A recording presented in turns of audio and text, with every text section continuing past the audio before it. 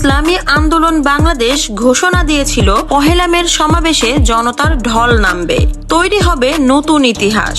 কিন্তু বাস্তবে যা দেখা গেল তা এক কথায় হতাশাজনক। যে মাঠে লাখো মানুষের হুঙ্কার দেওয়ার কথা ছিল সেখানে দেখা গেল হাতে গোনা কিছু মানুষ। নেই কোনো প্রাণচাঞ্চল্য, নেই সংগঠনের শক্তির ছাপ। বড় বড় প্রতিশ্রুতি দিয়ে শেষ পর্যন্ত এক ব্যর্থ আয়োজনের সাক্ষী হলো সবাই।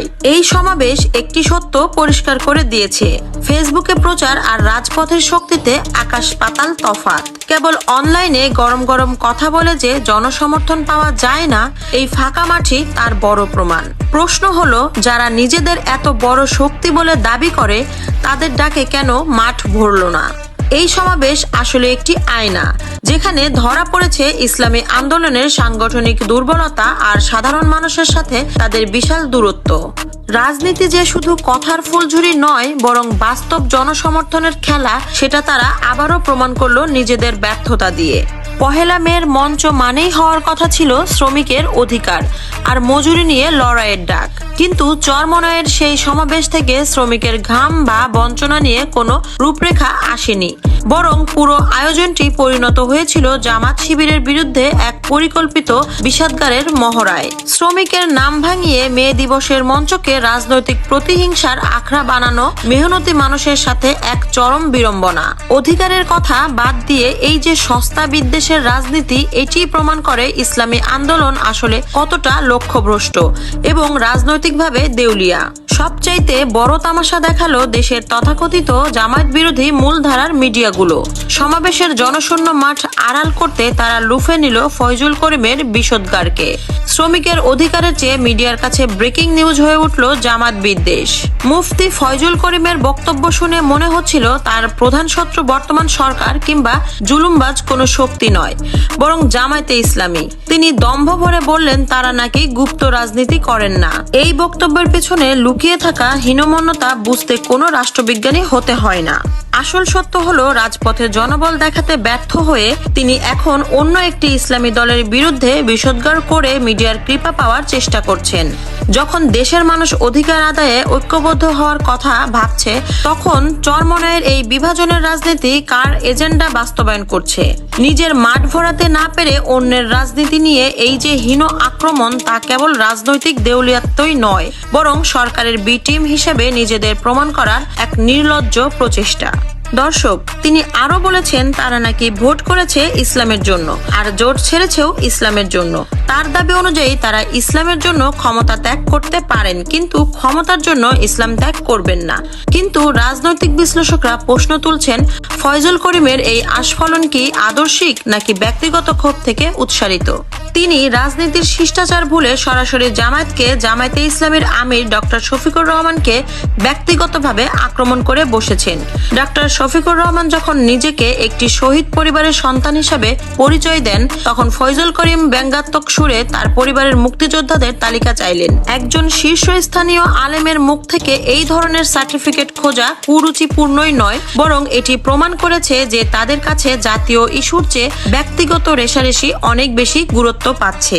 যখন দেশের সাধারণ মানুষ চরম মুদ্রাস্ফীতি, বেকারত্ব আর অসহনীয় লোডশেডিং এর দিশেহারা, তখন একজন রাজনৈতিক নেতার প্রধান মাথা ব্যথা যদি হয় অন্য একটি দলের আমিরের পারিবারিক ইতিহাস খোঁজা, তবে বুঝে নিতে হবে সেই দলের রাজনৈতিক লক্ষ্য ও এজেন্ডা সম্পূর্ণ হারিয়ে গেছে। চরমনাইয়ের এই হঠাৎ ক্ষিপ্ত হওয়ার পিছনে দুটি গভীর সমীকরণ কাজ করছে বলে অনেকেই মনে করছেন। গত কয়েকটি নির্বাচনে চরমনাই পীরের দল শোচনীয় পরাজয়ের পর তাদের তৃণমূল কর্মী এবং মুরিদদের মধ্যে এক গভীর হতাশার সৃষ্টি হয়েছে।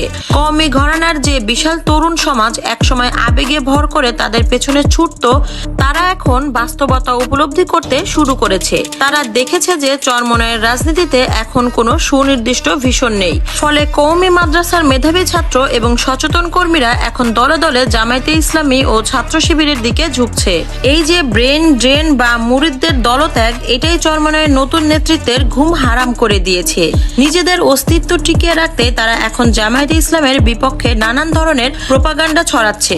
অনেক পর্যবেক্ষক মনে করছেন ইসলামী আন্দোলনের শীর্ষ নেতৃত্ব এখন ক্ষমতার উচ্ছিষ্টের লোভে বিএনপির বি টিম হিসেবে কাজ করার মিশনে নেমেছে। পর্দার আড়ালে হয়তো এমন কোনো চুক্তি হয়েছে যে ভবিষ্যতে স্থানীয় সরকার বা সিটি কর্পোরেশনের নির্বাচন তাদের কিছু আসন বা বিশেষ সুবিধা দেওয়া হতে পারে। ইতিহাস সাক্ষ্য দেয় বড় রাজনৈতিক দলগুলো ছোট দলগুলোকে এমন টোপ হিসেবেই সবসময় ব্যবহার করে।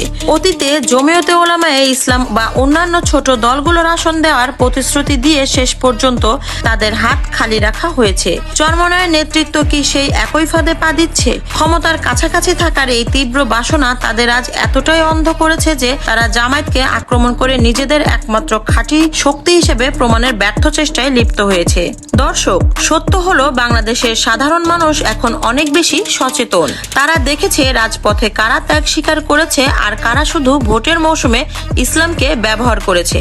পহেলা মের এই জনশূন্য মাঠ চরমনায়ের জন্য একটি অশনি সংকেত। সস্তা প্রোপাগান্ডা আর কাদা ছোড়াছড়ি করে রাজনীতিতে বেশি দিন টেকা যায় না। যেভাবে মোহমুক্ত হয়ে সাধারণ মানুষ বিকল্প শক্তির দিকে ঝুঁকছে, তাতে নিজেদের ভুল শুধরে না নিলে অদূর ভবিষ্যতে ইসলামী আন্দোলন বাংলাদেশে কেবল একটি নামেই সীমাবদ্ধ থাকবে। রাজনীতির মানচিত্রে তাদের কোনো চিহ্ন খুঁজে পাওয়া দুষ্কর হয়ে যাবে। আগামী দিনের রাজনীতি বিভাজন বা পীরতন্ত্রের নয়, বরং এটি শক্তিশালী, ঐক্যবদ্ধ এবং আধুনিক ইসলামী শক্তির হতে যাচ্ছে। চরমনায়ের নেতৃত্ব কি সেই সময়ের দাবি বুঝতে পারছে, নাকি জনশূন্য মাঠের মতো তাদের ব্যালট বাক্স একদিন শূন্য হয়ে পড়ে থাকবে? সেটা সময়ই বলে দিবে। রাজনৈতিক বিশ্লেষকরা আরো একটি গুরুত্বপূর্ণ ও স্পর্শকাতর বিষয়ের দিকে দৃষ্টি আকর্ষণ করেছেন। আলেম সমাজ এবং পীর সাহেবদের মূল দায়িত্ব হচ্ছে সমাজে ঐক্য, সংহতি এবং ভ্রাতৃত্ববোধ গড়ে তোলা। কিন্তু যখন তাদেরই মুখ থেকে রাজনৈতিক মঞ্চে এমন লাগামহীন, আক্রমণাত্মক ও বিদ্বেষমূলক কথা শোনা যায়, তখন সাধারণ ধর্মপ্রাণ মানুষদের কাছে আসলে কি বার্তা পৌঁছায়? একটি ইসলামী দল হয়ে অন্য একটি ইসলামী শক্তিকে এভাবে জনসমক্ষে হেয় করার এই প্রবণতা কেবল চরমনায়ের জন্যই নয়, বরং সার্বিক ইসলামী রাজনীতির জন্যই এক চরম আত্মঘাতী সিদ্ধান্ত। ইতিহাস সাক্ষী, যখনই ইসলামী দলগুলো নিজেদের মধ্যে কাদা ছড়াছড়ি এবং অন্তর্দ্বন্দ্বে ব্যস্ত ছিল, ঠিক তখনই এর 16 আনা ফায়দা লুটেছে ইসলাম বিদ্বেষী শক্তিগুলো। চরমনাই পীরের দল যদি সত্যি দেশে একটি সুস্থ রাজনৈতিক পরিবর্তন আনতে চায়, তবে তাদেরকে এই ধ্বংসাত্মক, পরশ্রীকাতর এবং প্রতিহিংসার পরায়ণ রাজনীতির বৃত্ত থেকে বেরিয়ে আসতে হবে। কেবল আবেগী বক্তৃতা আর মুরব্বীদের অন্ধভক্তির উপর ভর করে একবিংশ শতাব্দীর জটিল রাজনীতিতে টিকে থাকা অসম্ভব। ইসলামী আন্দোলনকে বুঝতে হবে, আজকের কওমি তরুণ সমাজ কিংবা সাধারণ মানুষ আর অন্ধ অনুকরণে বিশ্বাসী নয়। তারা এখন যুক্তিবাদী, তারা রাজপথে বিভাজন নয়, বরং ইস্পাত কঠিন ঐক্য দেখতে চায়। চরমনায়ের নীতি নির্ধারকদের মনে রাখা উচিত, অন্যের গীবত গেয়ে বা অন্যকে ছোট করে নিজের বড় হওয়া যায় না। সময় থাকতে যদি তারা এই হঠকারী কৌশল পরিবর্তন না করে এবং নিজেদের সাংগঠনিক দেউলিয়ত্ব দূর করতে না পারে, তবে তাদের রাজনৈতিক অপমৃত্যু কেউ ঠেকাতে পারবে না। পহেলা মের মাঠে যারা অনুপস্থিত ছিল, তারা আসলে একটি নীরব বার্তা দিয়ে গেছে, আর তা হলো বিভাজনের রাজনীতি এদেশের মানুষ আর গ্রহণ করবে না। এই শূন্য মাঠে বলে দিচ্ছে, আগামী নির্বাচন ব্যালট বাক্সেও সাধারণ মানুষ এভাবেই তাদের প্রত্যাখ্যান করবে।